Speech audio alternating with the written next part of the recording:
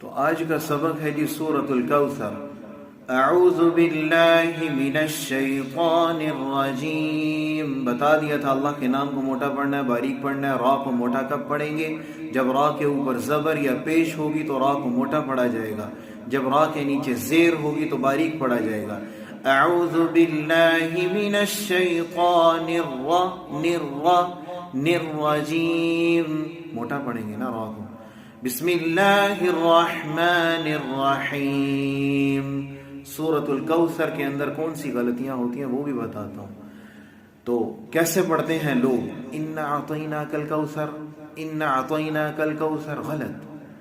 انا، آپ دیکھیں جب سورت میں لگاؤں گا انشاءاللہ ویڈیو کے اوپر، نون کے اوپر یا میم کے اوپر، نون یا میم کے اوپر جب بھی آپ کو شد نظر آ جائے گی، مستورات سے بھی گزارش ہے غور سے دیکھیں، اور مردوں سے بھی گزارش ہے، نون اور میم کے اوپر جب آپ کو شد نظر آئے گی تو وہاں پہ ہم غنہ کریں گے۔ اب غنہ کیا چیز ہے لوگوں کو وہ بھی نہیں پتا۔ غنہ ناک میں آواز کو تھوڑی دیر روک لینے کا نام غنہ ہوتا ہے، یا آواز کو ناک سے نکالنا، گنگنانا، یہ چیز ہے غنہ۔ کتنا کیا جاتا ہے غنہ؟ جواب 2 حرکت کے برابر۔ تو کیسے پڑھیں گے؟ ان یہ ہو رہا ہے غنہ، پھر اس کے بعد نا، اس کے اوپر آ رہی ہے مد، اس کو کھینچا جائے گا 4 حرکت کے برابر، کیونکہ یہاں پر جو مد ہے اس مد کا نام ہے مد منفصل۔ مد منفصل، مد منفصل کو 4 حرکت کھینچا جائے گا۔ بات تفصیلاً ہو جائے گی، بتا دیتا ہوں۔ مد منفصل 2 حرکت، 4 حرکت، 6 حرکت تک بھی کھینچ سکتے ہیں، لیکن زیادہ پسندیدہ 4 حرکت ہی ہے، زیادہ پسندیدہ 4 حرکت۔ تو کیسے پڑھیں گے؟ پہلا ورڈز سورۃ الکوثر، اِنَّا اعطیناک الکوثر، اِنَّا اعطینا، غلط، ایسے بھی لوگ پڑھ رہے ہیں۔ تو صحیح ورڈ حمزہ زبر عین اعطینا، اِنَّا اعطیناک الکوثر۔ اعطینا، اعطینا کہاں سے آیا جی؟ اعطینا تو تب ہوگا نا کہ جب حمزہ کے بعد عین نہ ہو، اور حمزہ زبر طا، حمزہ زبر طا عطی ہو جائے گا پھر۔ تو یہاں پہ حمزہ کے بعد عین آ رہا ہے، صحیح کیسے پڑھیں گے؟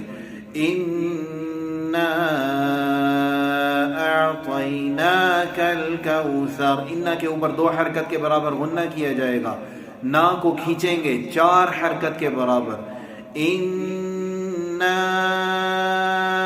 اعطیناک الکوثر فصل لربک وانحر۔ فصل لے پڑھ رہے ہیں لوگ، لے نہیں ہے، لی۔